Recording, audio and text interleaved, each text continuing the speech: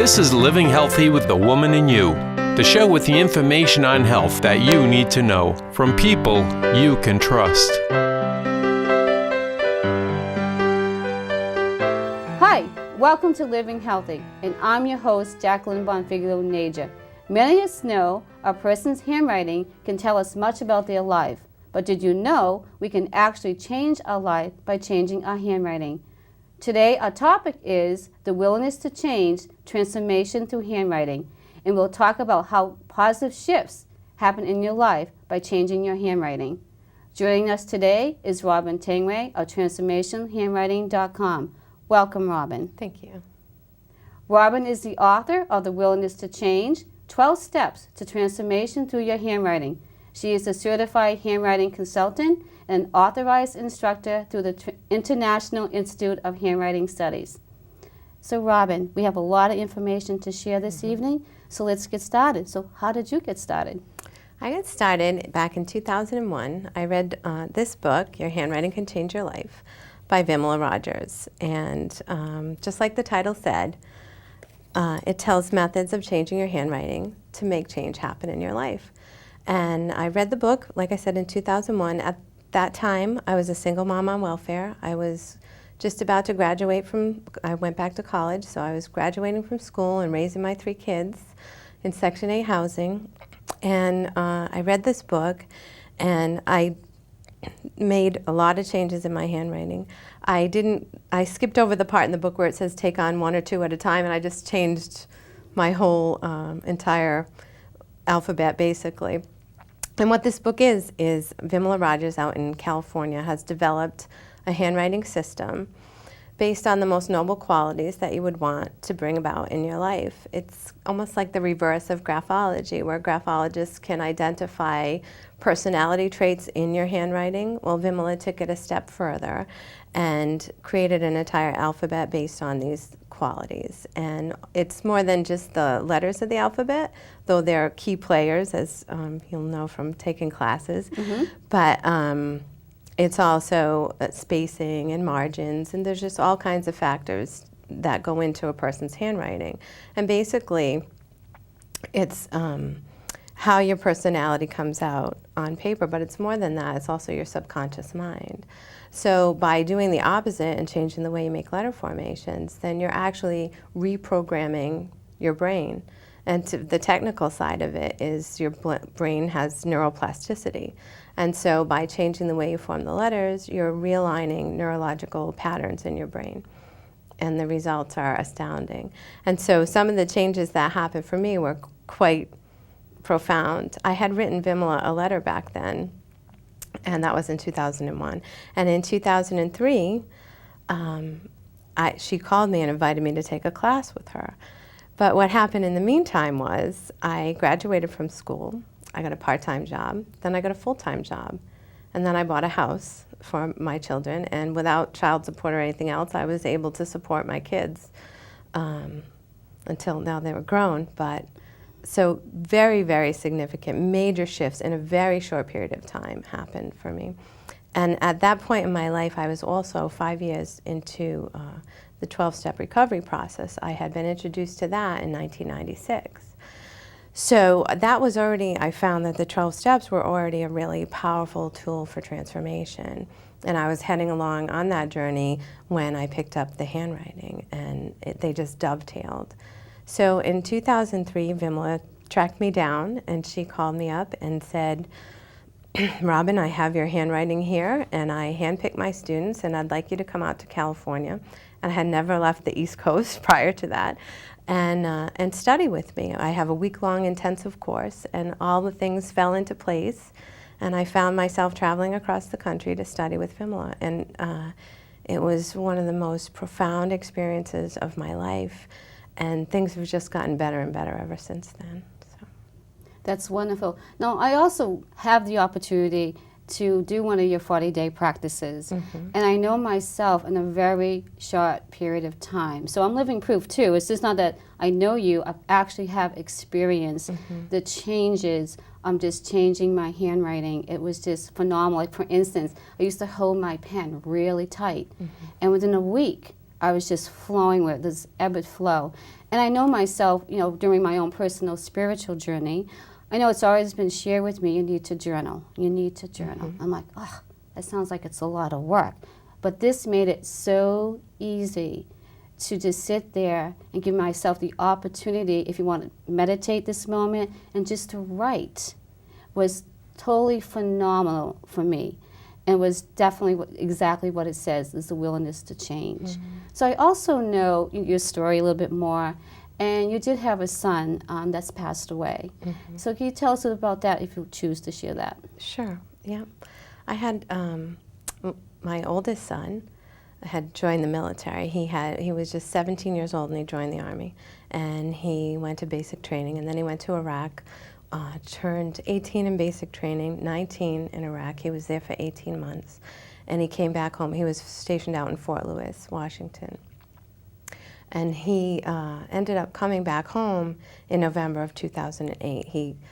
He served 18 months in Iraq. He actually got medevaced out of there. He had acute renal failure, and they weren't even sure why. But he came home just a few weeks short of the rest of his troops. And he asked me to come out to see him. And I went out to Washington, to Fort Lewis, and I knew that my son, who I'd known for 19, 20 years at that point, was not the same person that he was when he left. And he did have a little bit of a drinking problem before he went in, but everything was amplified when he got back. But he got discharged from the Army, and then he joined the Rhode Island National Guard. So he came back home November of 2008, and he just could not adjust back into society. And he did not think he had a problem with PTSD or with alcohol or anything, and so he wouldn't get help. And I tried to take him the avenues that I knew, because I had been down a similar road and saw that there was a solution, and wanted him to be able to have an opportunity to have that. And I know the profound shifts you can make in life, but you can't love someone enough to have them get it, and you can't beat it into them, or I would have tried that avenue, you know. And I watched him self-destruct for basically the course of a year, from 2008 till November in 2009. And in November 2009, it was Saturday, November 14th, it's one of those days that you just never forget. He had just turned 22 years old a month earlier. And he was staying with my mom, and I got the call in early hours in the morning that my son had passed. He actually drank a whole bunch of vodka and took some over-the-counter pills, and he passed out in the tub and he drowned. And so that's how he passed. And it was a mother's worst nightmare. It's Mother's Day month here, and Mother's Days are still tough for me. Birthdays, holidays, and my whole life turned upside down. And you were in the process of writing this book, correct? Yes. When I met Vimla, she said to me, "You have a book to write." She saw it in the writing, and she said, "You clearly have a message to send." And back to the 12 steps, it's a spiritual path that I don't believe someone has to hit rock bottom with for every 12-step fellowship or program. There are so many different addictions or obsessive compulsive behaviors that lead people there. But I found that once I surrendered to the drugs and alcohol, that it really was a path to live. And so I began writing this book, and my son used to want to know how come I hadn't finished. When are you going to write this book? Like it wasn't going to happen, because I did an outline for it in 2003. I was on the slow program to writing it. But at that point, I had really buckled down and started writing, and I had so many chapters done. And I actually had a completion date of Thanksgiving 2009. That was the date to be finished. And my son passed 2 weeks prior to Thanksgiving, so I didn't finish it then.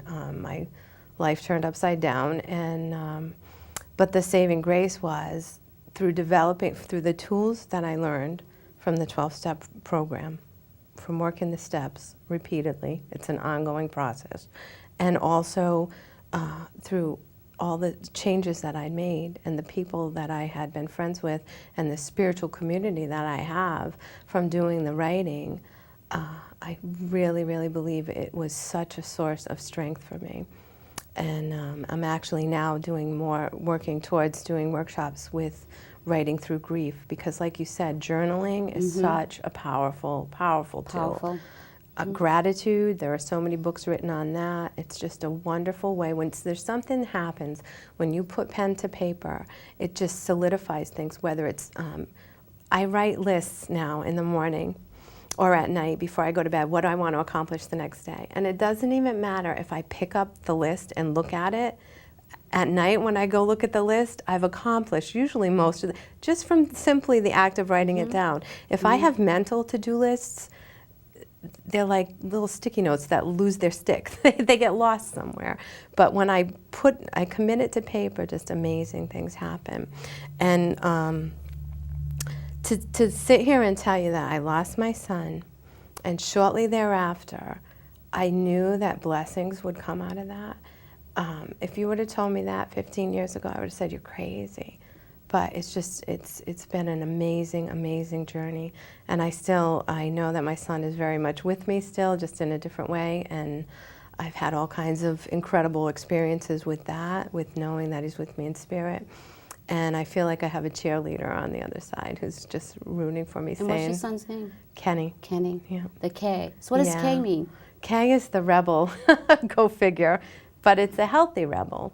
So when you learn how to take a letter and embrace it and write it in the most positive way, then you can invite positive things in your life. So everybody should have healthy Ks, because the world needs rebels. Rebels are the people who get things done. And it's also about knowing when to lead and knowing when to follow. So there are all these different components to each letter of the alphabet. So I'm Jacqueline Bonfiglio. That's my given name. So what does that say about the J and the B in my name? That's the perfect name for you, Jacqueline. J is all about intuition and insight and being open to that inner voice or the inner wisdom that you have. And then the B is spirit-centered business. It's about relating to people, whether it's business in the sense of what you do for a living or just how you interact with other people. It promotes the Vimla B. Would you like me to draw one for you? Yes, I would. So, please do. I have my little whiteboard with me. So, let's see, brand new pen, there we go. So, the Vimla B starts with an I am stroke, which is just this, and then it has two arcs of respect, and it ends off to the right, and usually, so you can connect it to the next letter. So that's the uppercase B. And I'll just do a lowercase one for you. So what is the difference between the Palmer, handwriting that we've been taught in school to Vimla's alphabet handwriting? What is the difference? So Palmer, you think about when that was originated. It was back at like almost Victorian era. And the thinking that was prevalent in society back then. So what was it promoting? A lot of the strokes in the Palmer method were promoting being, doing the way things have always been done, following tradition. Great if you have a classroom of students that you want well-behaved. That's one of the things that we talk about in the book, is how to hold the paper. And so normally, the college-bound books are held this way with lines going this way. And what we promote in our classes is to hold the paper in a landscape direction and have no lines whatsoever. And use pen, never pencil. And those three changes, not even having addressed changing a letter, are enough to send people running. So, and if you have a certain feeling about your handwriting, then it totally makes sense that if you change your handwriting, things are going to shift. That's why people may be a little unsettled over switching from lined paper to unlined paper. But again, it's the Palmer method, or there are several other handwriting methods too. And there isn't a character building component to it. And that's really what Vimla focused on. She studied handwriting from people all over the world in different countries and saints and different time periods. Albert Einstein, he's the Vimala T. She crosses it right on the top. That was one of the hardest letters for me to master when I started this process. It felt so uncomfortable. It was physically, like you were talking about gripping your pen. I was like, oh, it just felt awkward. And then it looked funny. I thought, oh my God, this doesn't look right, because I was taught a different way. And because at the time, my T crossbars were crossed really, really low. And so I'm just going to do a Vimala T for you, because this is one of those really powerful things to master. So the uppercase T is really simple. It's just the I am stroke and then the bar that goes up, across, and up a little bit. And that's just enthusiasm or optimism to have the crossbar up. And you want it balanced. You don't want it really, really long compared to this stroke, or really short. And sometimes people, when they're writing, they're lowercase t. So mine used to look something like that. And the Vimala T starts at the baseline, goes all the way up to the upper zone, then it retraces down, and it's crossed right across the top. And so to go from this to that was quite a stretch. And then years later, when I went out to study with Vimala and understood what the letters meant, it's your status in the world, and it's also your vision. Like I said, Albert Einstein. Vimala did a study with people who crossed their T's at the top, and Maria Montessori, the Montessori schools, Steiner, who's founder of the Waldorf schools, Mother Teresa crossed her T's at the top, Gandhi when he wrote in English, Albert Einstein, Nikola Tesla, all these people that were visionaries crossed their T's that way. And so for me, single mom on welfare and Section 8 housing, you can see why that might have been a stretch for me in more ways than one. But then the results that came from doing that were just unbelievably profound. It is unbelievably profound. Because basically how I found out about it was Claire, as we all know, came in and she was sharing this with me, and I went, oh my goodness, I definitely need to go. And I have to stay. I'm on the second 40-day practice. And I just can't believe the first one was in a guidance, which was amazing, and it just happened to fall into my J, and which was amazing. And then we're doing right now, it's gratitude and abundance. And just the difference of making the G and of course the B for my last name, it's just really, I find myself more peaceful. Things don't rattle me like they used to. I'm actually sitting on the host chair of Living Healthy, so that's pretty amazing. And I really think that it's really made a huge change in my own personal life. And I know, like I just said about spiritual journey, and so many times it's been shared, you need to journal. And this gave me the opportunity to finally do the piece I was looking for to complete that process that I wasn't doing, that I was missing. And I have to say, it's definitely incorporating part of my life. So I'm very thankful and grateful for you. So let's talk a little bit about your book, The Willingness to Change, 12 Steps to Transformation Through Your Handwriting. So tell us a little bit more about your book, what it's all about, what's your purpose, what's your intention, and what you feel a person will get from this book, from reading it. Okay. Well, The Willingness to Change is, the title is pretty self-explanatory, 12 Steps to Transformation Through Your Handwriting. So it's presenting the 12 steps that originated in AA, and in a way that anyone can pick up the book and use this, because like I said, at first it was about drugs and alcohol for me, that I was powerless and that I had to work through the 12-step process. But then later it became tools to live life. When my son was in Iraq, I was powerless over that. And my life was, I had unmanageable thoughts. The same thing happened when he passed. It left me in a place that, that was the ultimate lesson in powerlessness. Knowing there's a better way and not being able to get it. So my intention was to make these steps available to anyone so that they can live them and basically clean up their lives. Because the bottom line with the 12-step process is constantly holding up the mirror and realizing that this is the source of all my problems, and then, but yet I can I have a solution, and it's cleaning up relationships. And the writing goes hand in hand with that. So what I've done was taken the Vimala alphabet and laid it out in a certain way that to each step, I tell people about different handwriting changes that they can make and different letters that they can practice for 40 days in order to support whatever step it is that they're working on.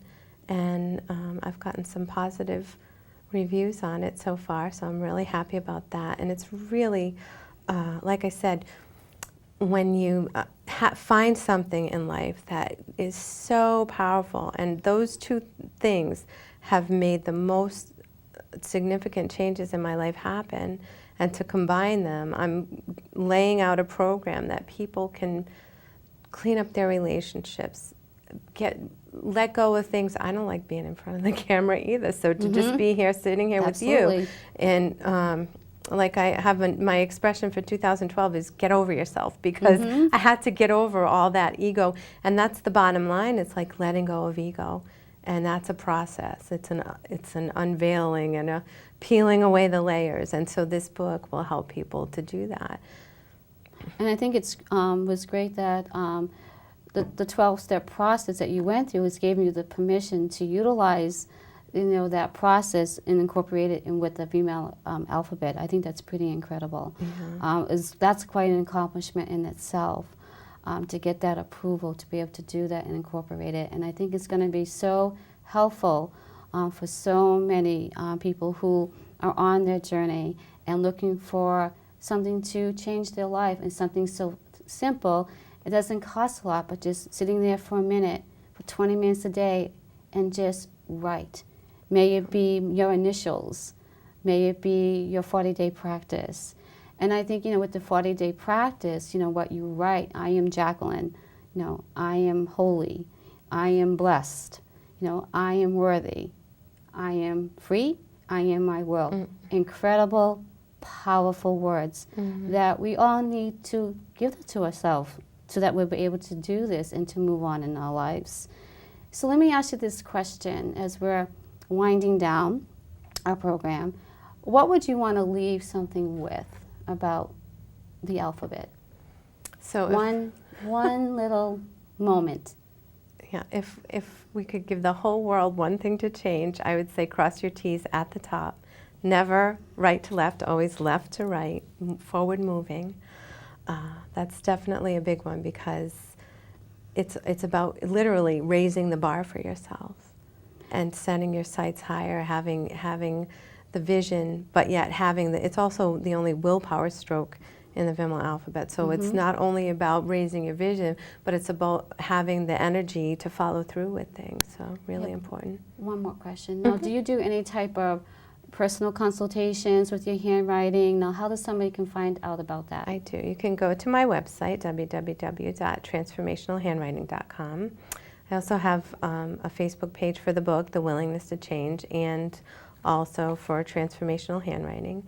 And I do work one-on-one with people, and I do that with people all over the country, because we actually can do it via scanning and emailing, and also postal mail, sending, writing, and we have phone consultations. So I do that. I work one-on-one with people, and I also offer classes, 2-hour classes, 3-hour classes. I have several 6-hour series classes going through the entire book of Your Handwriting Can Change Your Life. I have topic ones, like you were talking about, the 40-day practice, where when you leave the class, you have an outline. You have everything you need to do a 40-day practice, and just pick up your pen and write every morning. And don't believe what I'm saying. If you're skeptical, great. Don't believe it. Pick up your pen and try it. And then people come to the class and they're not knowing if it's a class about journaling or what exactly it's about, or handwriting analysis, which this is absolutely not handwriting analysis. It's about bringing out the best in yourself. And for me, because it's something that I've been doing for years, it's so meditative. I sit every morning for 30 minutes or so, and I write, and I do lines of letters, and it's just a nice way to quiet the mind and to get insights, and it's a sacred practice for me.